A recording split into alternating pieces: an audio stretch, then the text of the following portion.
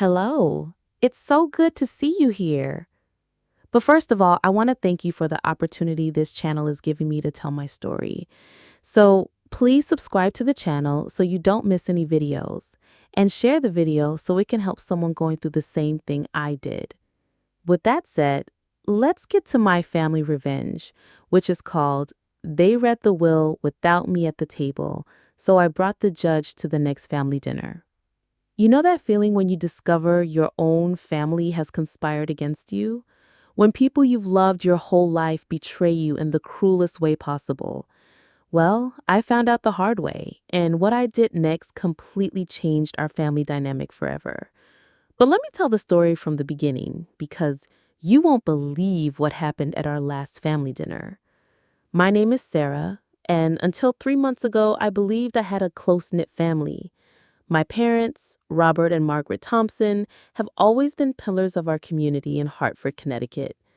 Dad was a successful construction businessman, and Mom dedicated her entire life to raising her family and volunteering at the local church. I have two brothers, Michael, the oldest, who followed Dad's footsteps into business, and David, the youngest, who became a corporate lawyer in New York. For years, we were the family everyone admired. Sunday church dinners at my parents' house, family vacations on Lake Michigan, elaborate birthday celebrations. I always took pride in being a Thompson. I worked as a nurse at the local hospital and lived just 15 minutes from my childhood home. Unlike my brothers who moved to larger cities in search of opportunities, I chose to stay close. I thought it meant something. I thought my dedication to my family would be recognized and appreciated. How wrong I was. Everything began to fall apart when Dad had a stroke last year. It was devastating for all of us. The strong, determined man we knew was left weakened, requiring constant care. Naturally, since I was a nurse and lived nearby, I took on the responsibility of caring for him. Michael and David visited occasionally, but I was there every day. I helped Mom with care, administered his medications, took him to doctor's appointments, and did physical therapy with him at home. Those were exhausting months. My own life took a back seat. I had to reduce my hospital hours, which significantly affected my income. But I didn't care. He was my father, and I would do anything for him. I remember the sleepless nights, monitoring his breathing, the moments he recognized me and smiled, the small progress we celebrated together, Mom and I. During this time, Dad often spoke of his arrangements. He said he was organizing everything so the family would be well taken care of. He mentioned conversations with lawyers, important documents, and always emphasized how grateful he was that I had stuck around. "Sarah, you are my special girl," he would say, holding my hand with the strength he still had. "You'll see that Dad doesn't forget those who truly care about their family." Those words filled me with hope and gave me the strength to carry on. It wasn't that I cared for him out of financial gain, but there was something comforting in knowing that my sacrifices were seen and appreciated. Especially when I saw Michael and David only showing up on important holidays, always making excuses about work and responsibilities that prevented them from helping more. Dad passed away on a Tuesday morning in early fall. It was peaceful, as they say. I was holding his hand when he took his last breath. Mom was asleep in the chair next to the bed. The last few months had taken their toll on all of us, but especially on her. I gently awoke her and we cried together, holding him until the paramedics arrived. The funeral was exactly as Dad would have wanted. The church was packed. People from the entire community came to pay their respects. Michael and David organized everything impeccably. I was proud of how we managed to come together in that difficult time to honor the memory of our patriarch. After the funeral, David mentioned that we needed to meet for the reading of the will. As a lawyer, he had helped Dad with some legal matters over the years, so no one questioned him when he said he would schedule the meeting with the law firm responsible. We agreed on the following Thursday at 2 in the afternoon. On Wednesday night, I received a call from Michael. His voice sounded strange, almost nervous. Sarah, about tomorrow, there's been a schedule change. The lawyer can't see us until 10 in the morning. Can you come earlier? I explained that I had a shift at the hospital that started at 8 in the morning and ended at 4 in the afternoon. It would be impossible to leave in the middle of the shift for something so important. I suggested we reschedule for another day, but Michael insisted it couldn't wait. David had to return to New York early Friday morning, and Mom was eager to get the unfinished business done. "Don't worry," Michael said. "It's just a formality. Dad has always been very transparent about his intentions. We'll tell you all the details later." Something about the way he said it bothered me, but I couldn't quite put my finger on it. Maybe it was just the stress of grief, I thought. I reluctantly agreed, asking them to call me right after the meeting to tell me everything.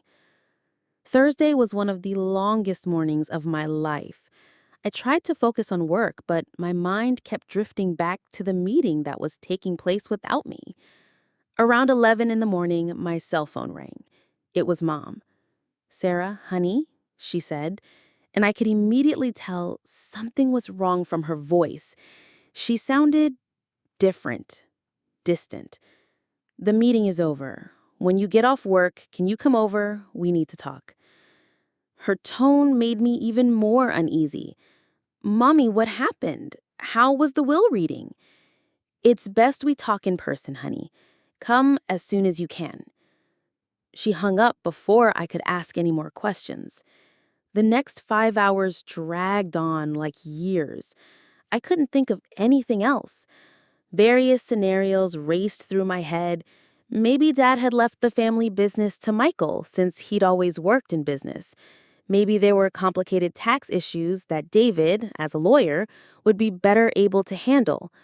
I tried to convince myself that no matter what happened, the important thing was that the family remained together. When I finally left the hospital, I drove straight to my parents' house, the same place where I'd spent countless hours caring for Dad, where I'd grown up, where I'd always felt safe and loved. But that day, when I pulled into the driveway, I felt a strange chill. Michael and David were there, sitting in the living room with Mom. The three of them turned when I entered, and I immediately realized something was definitely wrong. The atmosphere was tense, uncomfortable. No one smiled. No one stood to greet me as they normally would. "Sit down," Michael said, gesturing to the armchair where Dad used to sit. Even after his death, no one dared to take that spot. But I didn't want to sit there. I chose the sofa next to Mom. David got straight to the point, as he always did in professional matters. "Sarah, you have to understand that Dad made some decisions that may seem surprising." "What kind of decisions?" I asked, feeling my heart race.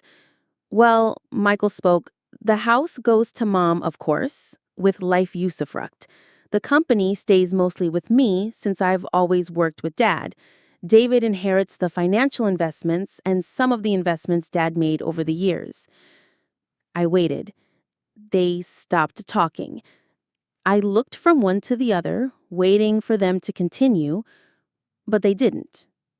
"And me?" I finally asked. It was then that I saw something in their eyes I'd never seen before. It was as if I were a stranger, as if I didn't belong in that family. "Sarah," David said slowly, "Dad left you something, $5,000. The silence that followed was deafening. $5,000? While Michael inherited a company worth millions, while David received investments Dad had accumulated over decades, while Mom kept the $500,000 house? $5,000. "There must be some mistake," I said, my voice coming out weaker than I intended. "Dad always said I was special, that he wouldn't forget those who truly cared about the family." "There's no mistake," David replied, taking a folder from the coffee table. "Here's a copy of the will. Everything is clearly spelled out." I took the documents with trembling hands. There it was, in black and white. The Thompson Construction Company was wholly owned by Michael Robert Thompson. The investments and financial investments were owned by David James Thompson. The family home was owned by Margaret Louise Thompson. And Sarah Elizabeth Thompson, the sum of $5,000. I don't understand, I whispered. I took care of him every day. I was here when you were too busy to visit. I sacrificed my own life to care for him. And we're grateful for that, Michael said, but his voice held no genuine gratitude.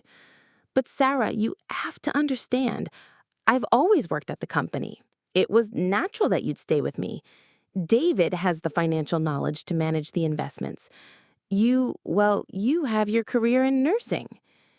It was as if they were talking about any person, not the sister who had spent the last few months dedicating every free minute to caring for our father. Mom, I turned to her, did you know about this? Mom avoided my gaze. Sarah dear, your father had his reasons. He was always a fair and thoughtful man in his decisions.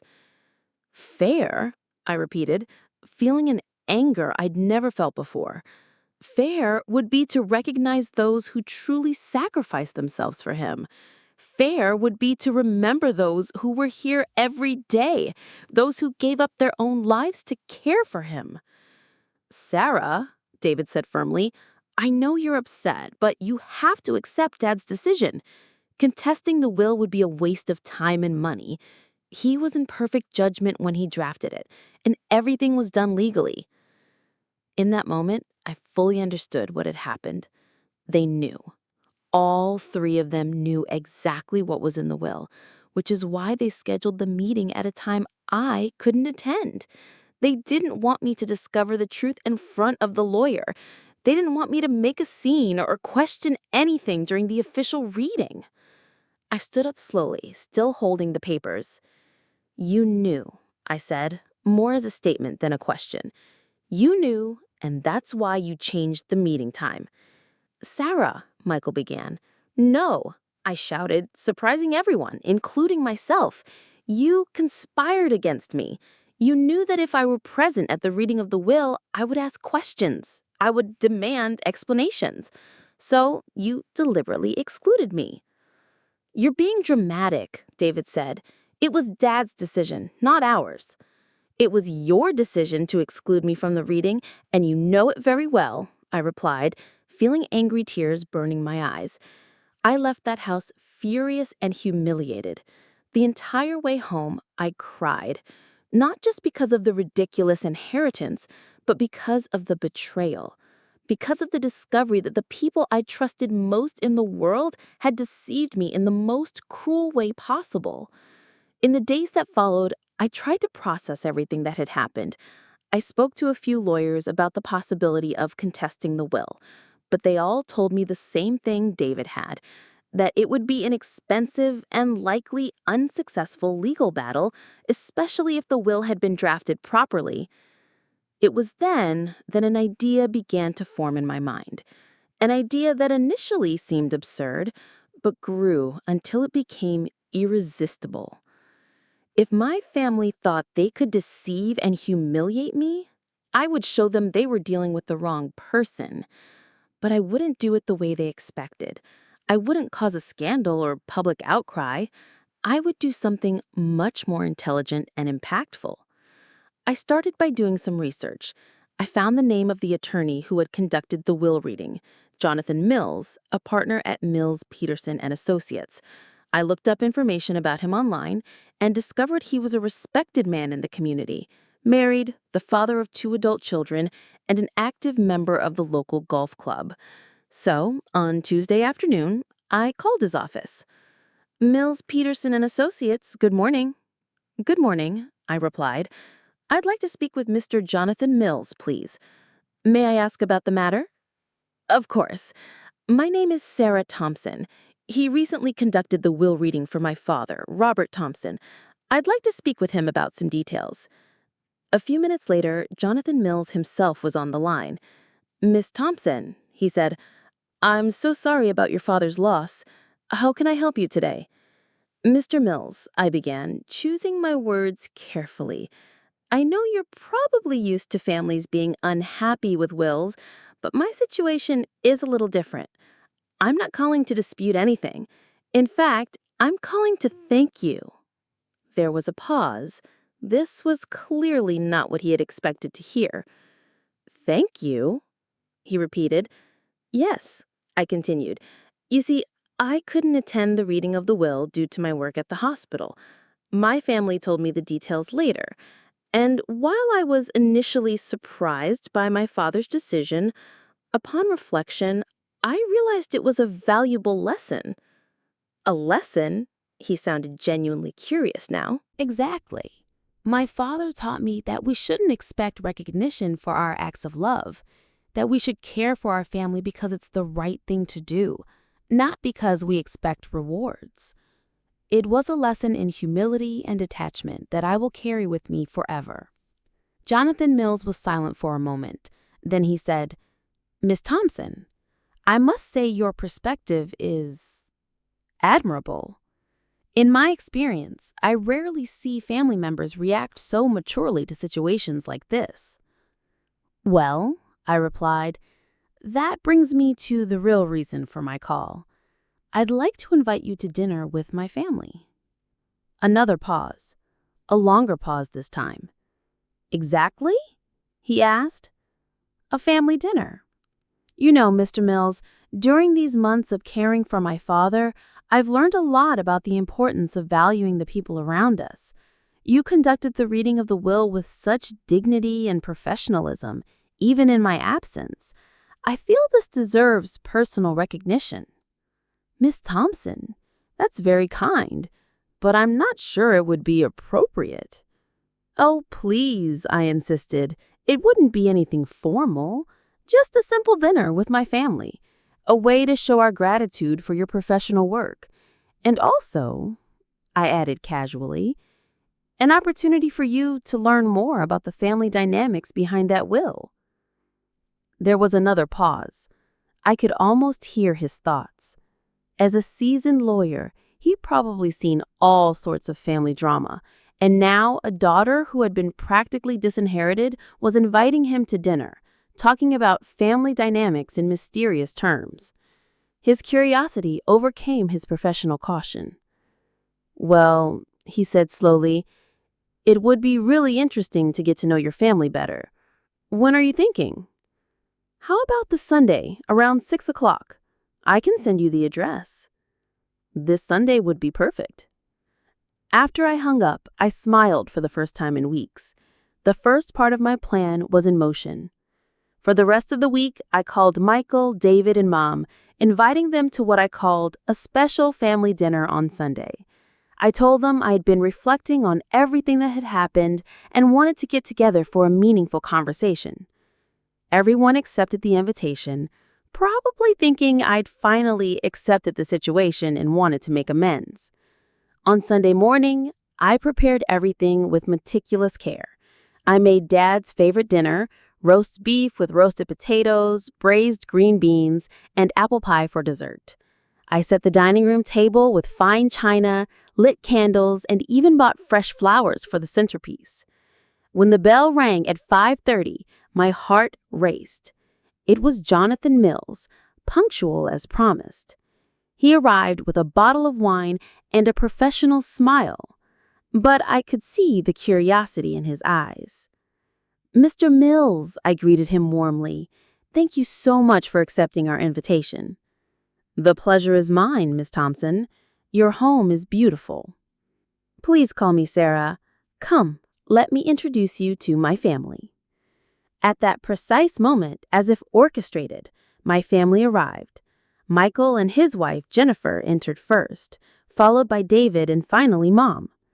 Their reaction to seeing Jonathan Mills was exactly what I expected.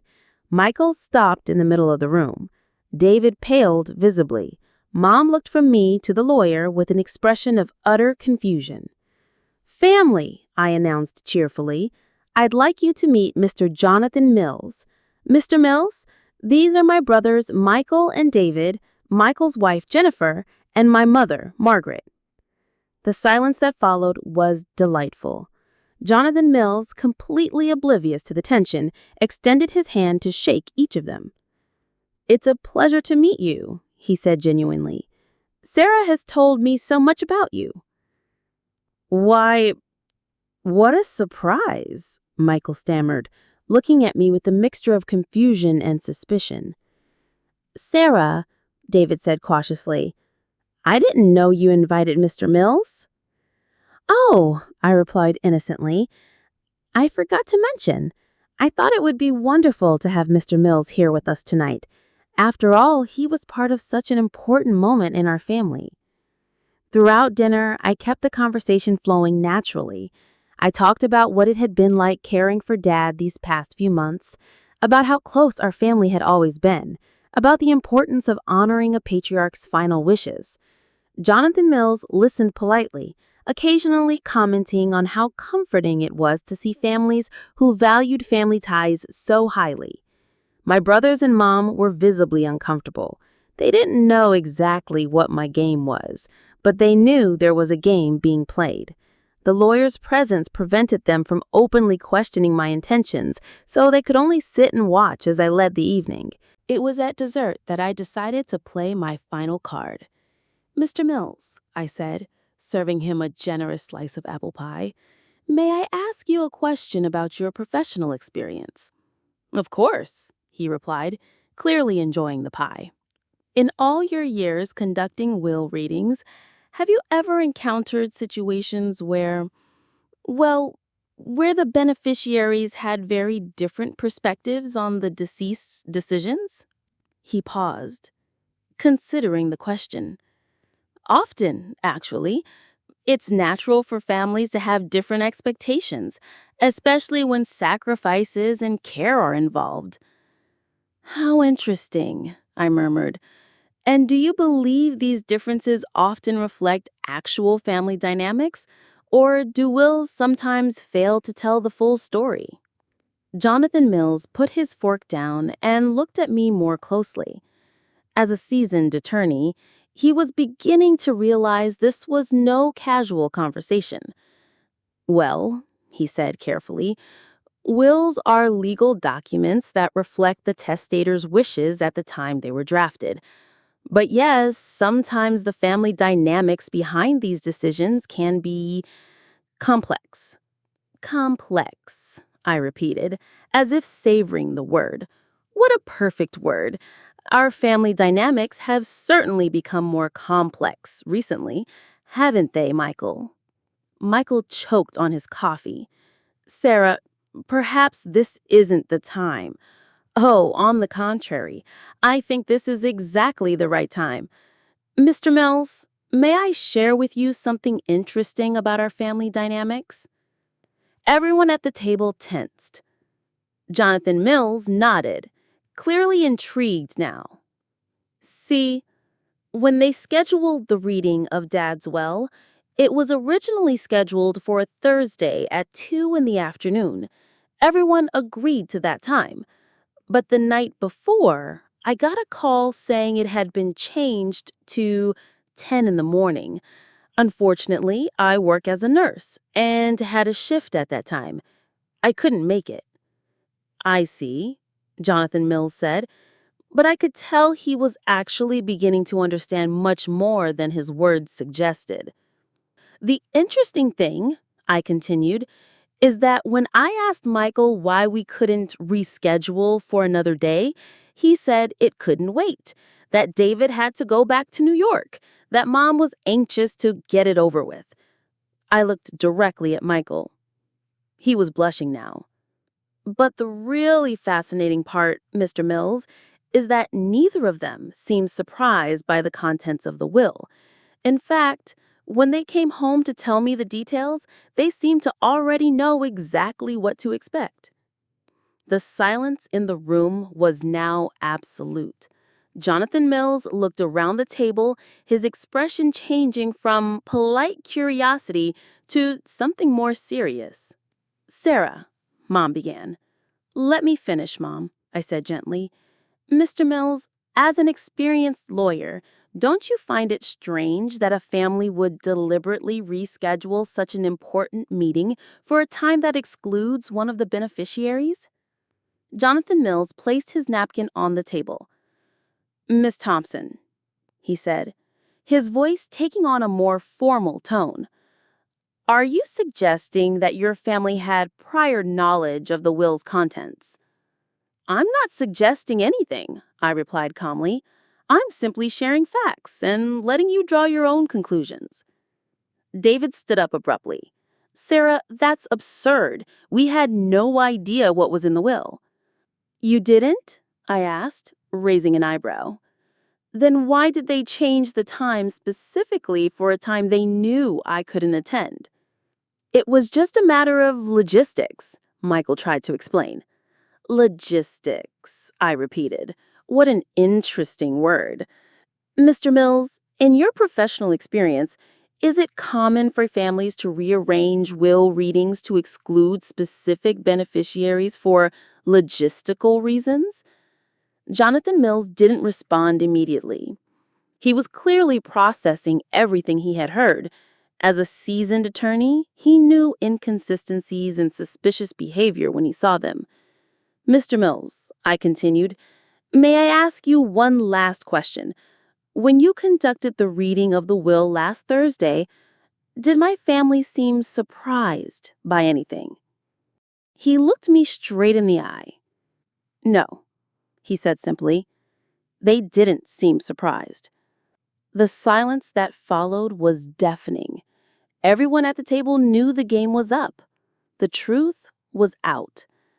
So, I said, smiling for the first time in weeks, our family dynamic has actually become more interesting, don't you think?